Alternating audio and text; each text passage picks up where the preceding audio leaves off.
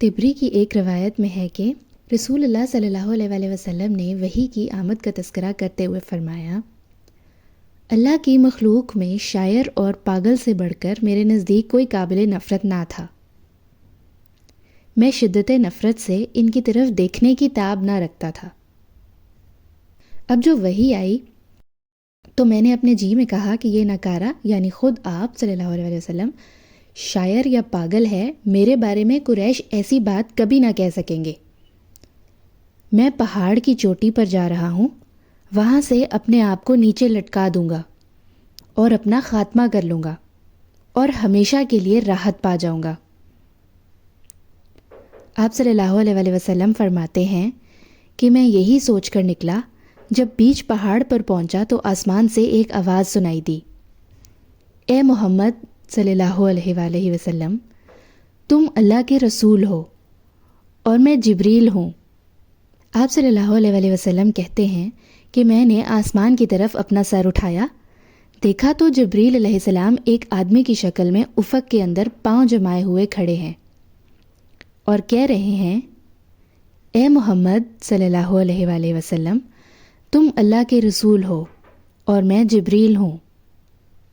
آپ صلی اللہ علیہ وآلہ وسلم فرماتے ہیں کہ میں وہیں ٹھہر کر جبریل علیہ السلام کو دیکھنے لگا اور اس کام نے مجھے میرے ارادے سے غافل کر دیا۔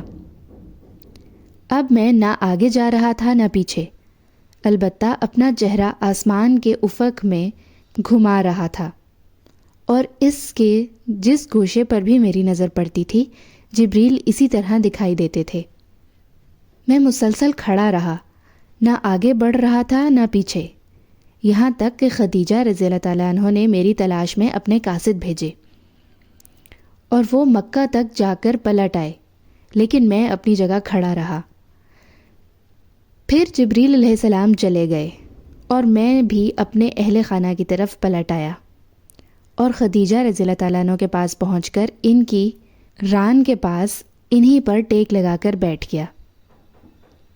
انہوں نے کہا، ابو القاسم، آپ کہاں تھے؟